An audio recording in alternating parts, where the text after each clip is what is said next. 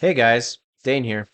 In this video, I'll show you how to replace the drain flange and overflow plate on this old cast iron tub.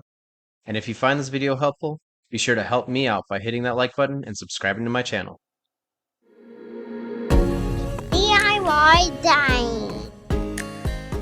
To start, I tried this tub drain removal tool. Apparently, you're supposed to be able to hammer it in until it bites, then use a socket wrench to unthread the drain.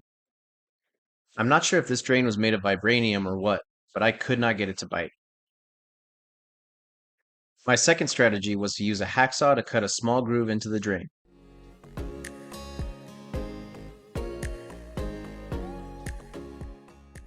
I then used my wife's handy little hairdryer to heat and loosen any adhesive or old gunk holding the drain in place. Using a hammer and chisel, you could also use a screwdriver, I placed the chisel in the groove and attempted to hammer it until it loosened up enough to unthread.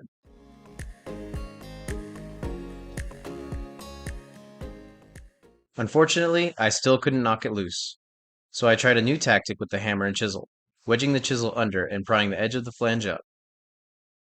I needed to be careful with this so that I didn't damage the tub.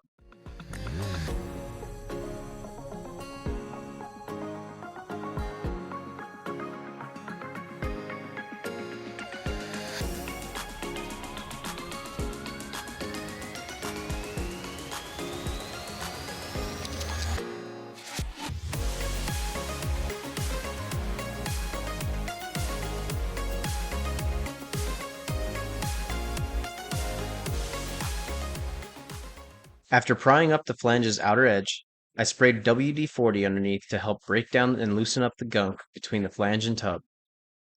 I let the WD-40 do its job for about 10 minutes. Now I'm not sure what happened with the filming portion of this next part, but using the hammer and chisel in the groove that I cut with the hacksaw finally worked. I was able to knock the drain loose, then use groove joint pliers to grab the outside of the drain and unthread it the rest of the way. After a bit of cleanup, I sprayed some Rust-Oleum rust dissolver gel around the lip and inner threads and let that sit for about 30 minutes. I then used a wire brush to scrape and clean the inner threads.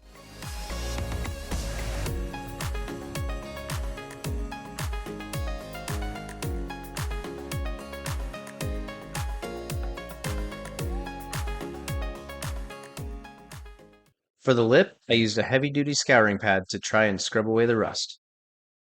The rust stain was pretty tough, however, and did not want to come out, so I tried CLR. While I let the CLR sit for 10 minutes, I used a screwdriver to remove the old overflow plate cover.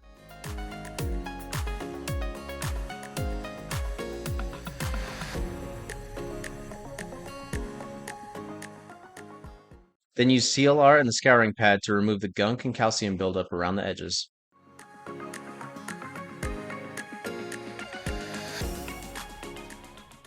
Once the CLR had time to work its magic, I used the heavy-duty scouring pad again, and still couldn't quite get it all.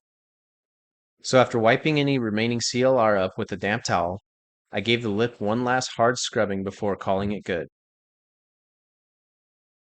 Finally, we can install the new flange. We don't need this gasket because it's meant to go underneath, between the tub and drain, and the old one is still there.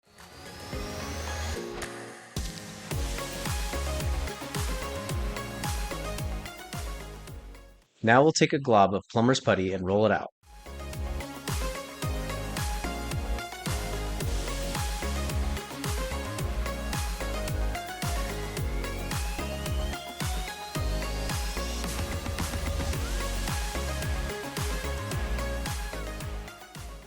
Then wrap it underneath the lip of the flange.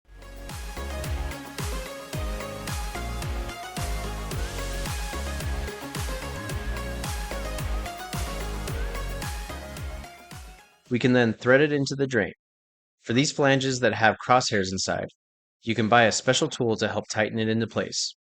If you're like me and don't want to spend more money than necessary, all you'll need is a pair of pliers to grip the crosshairs and twist. Once you've got it about as tight as you can with the one pair, grab a second pair of pliers and grip the first like so.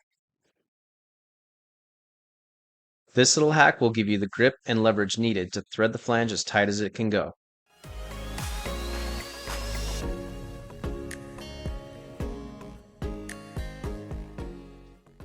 Remove any excess plumber's putty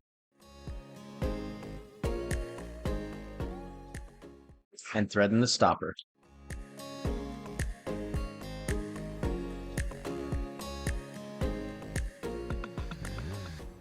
Then you'll simply screw in the new overflow cover.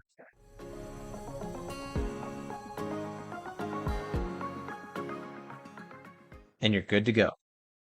I hope this video was helpful and thank you so much for watching.